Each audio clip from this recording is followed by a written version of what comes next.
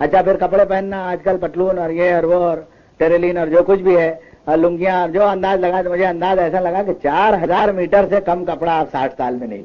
उसमें वो 10-15 मीटर का कफन भी शामिल कर लीजिए जो आखिरी में हम लेकर के जाते हैं। मैं बड़े दर्द से बात कह रहा हूँ, ये इतना खा लिया। अच्छा आप में से एक एक आदमी एक एक आंबाजीरी के तालाब से कम पानी पीता होगा बताइए 60 साल के।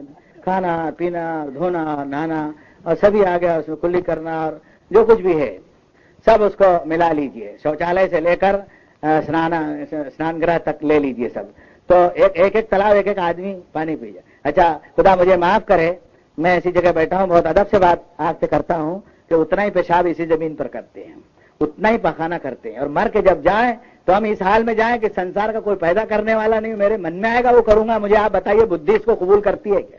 अक्ल इसको कबूल करती है क्या? कोई शख्स आपके यहाँ 2-4-8 दिन के लिए आए, हमारे यहाँ भी मेहमान आते हैं, और मेहमान किसके यहाँ नहीं आते?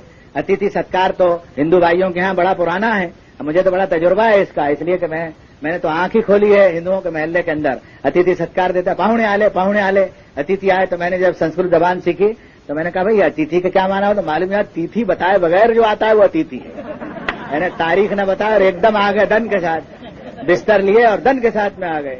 तो भाई नमस्कार, अरे बोले कहाँ से आए? बोले सावनेर से। अरे भाई पर कोई खबर तो देना था, चिट्ठी काहे की, अतिथि काहे की तिथि बताया नहीं, आ गए। अब घर में घरवाली परेशान है, पाहुणे आले तो रोज जो खाते थे वो खिलाएं तो इज्जत बचती नहीं है। घर की सुघड़ पत्नी कोई रही तो भाई ठीक है, जरा सा आज हलवा बना लो, पूरी बना लो, ये अब यूं तो कुछ भी खा लेते हैं, मगर पाहुणे आले तो पाहुणों का तो सत्कार होना चाहिए, अतिथि सत्कार होना चाहिए। हमारे यहाँ भी हजरत मोहम्मद रसूलुल्लाह ने फरमाया कि मेहमान नवाजी जो है बड़ी अहम चीज है, और 3 दिन तो मेहमानी करनी चाहिए, लेकिन मेहमान को भी इशारा दे दिया कि 3 दिन के बाद में जरा अपना भी बिस्तर गोल कर लिया करो, ये नहीं कि जो बिस्तर डाले तो 15 दिन निकल ही नहीं रहे। तो अब जो अतिथि आए तो आदमी को ऐसा लगा कि भाई कुछ लाओ, पकाओ, मिठाई ये वो, रसगुल्ले गुलाब जामुन फला, 3 दिन में चले जाएंगे। अब 3 दिन के बदले तो आप 60 बरस पड़े रहिए वहाँ, और जब घर से बाहर निकले तो आप ये कहें कि घर का मालिक तू नहीं है कोई और है, मुझे बताइए कि जूते मारे बगैर कोई और रास्ता है? सच्ची ईमानदारी से बताइए, ये बात मैं दिल से कहता हूँ। बल्कि मुझसे कोई कहे तो मैं मुसलमानों की तरफ से नहीं, हिंदुओं की तरफ से भी कहने का अधिकार रखता हूँ। इसलिए कि एक मरतबा ऐसा हुआ कि नास्तिकवाद की बात हो रही थी, ईश्वर है नहीं और मरने के बाद कुछ नहीं है, तो उसमें बेचारे हमारे साथ एक पंडित जी भी थे, स्वामी आत्मानंद जी, बड़े आदमियों में से थे रायपुर के। तो स्वामी जी ने कहा पारिक साहब कैसा करें? मैंने कहा स्वामी जी चुप रहिए, मैं ही अकेला निपटता हूँ इनको, समझे? तो बात तो उन्होंने कर रहे थे स्वामी आत्मानंद जी से, लेकिन मैंने कहा मैं ही निपटता हूँ आपसे। तो उन्होंने कहा नहीं, कोई ईश्वर नहीं है और कोई खुदा नहीं है, कोई भगवान नहीं है, सब झूठ बात है, और तुम ये मुल्ला पंडे सब फालतू बातें करते हो, कुछ नहीं, खाओ पियो मजा करो। हमने कहा भाई ये बात बराबर नहीं। तो मैंने जब गिनती कराई उनको और मैंने पूछा पैदा काहे से हुए? माँ के पेट में 9 महीने रहने नहीं दिया, परमात्मा ने तुमको छुट्टी कर दी वहां से।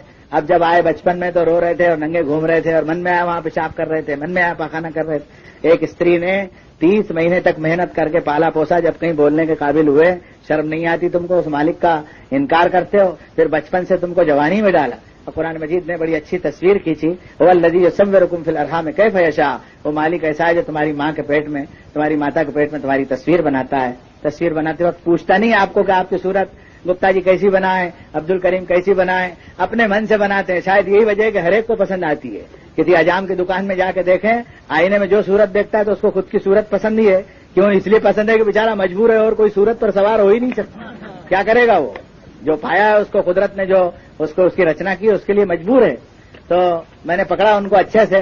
स्वामी आत्मानंद जी बहुत खुश हुए, कहने लगे कि भाई कम से कम हम हिंदुओं की तरफ से तुमने बचाव किया, बहुत अच्छा किया।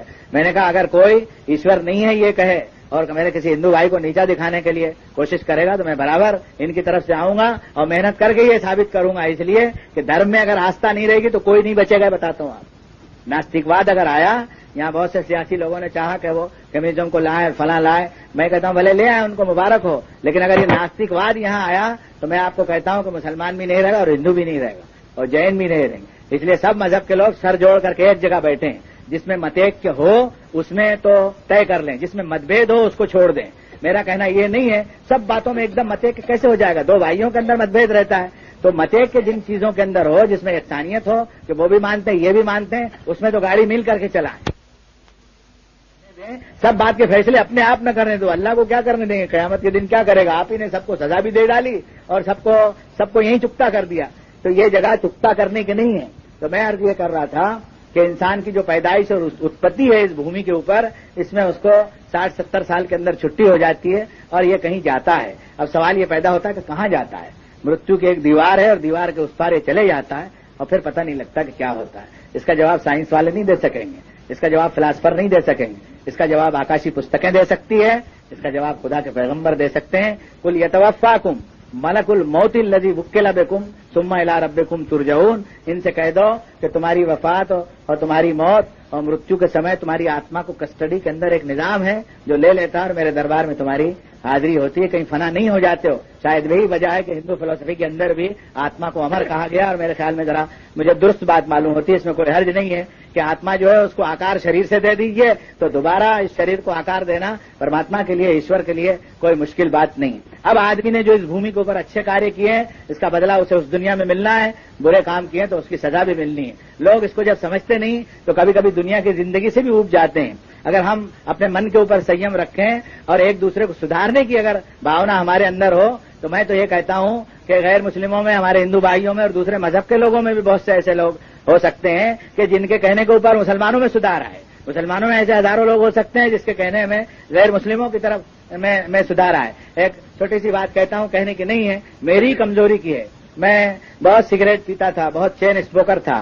तो सिगरेट पीना कोई इतना बड़ा गुनाह नहीं है, लेकिन एक मुझे नहीं पीना चाहिए था, लेकिन मैं पीता था। तो हमारे यहाँ टुकड़ू जी महाराज का जमाना था, हमारे टोकसिया जी को मालूम होगी ये बात, मोजरी में आश्रम था। तो टुकड़ू जी महाराज ने मुझसे कहा था कि भाई आपके हमारे यहाँ जलसा हो रहा है, तू आ जाना। तो हमने कहा हम चलेंगे।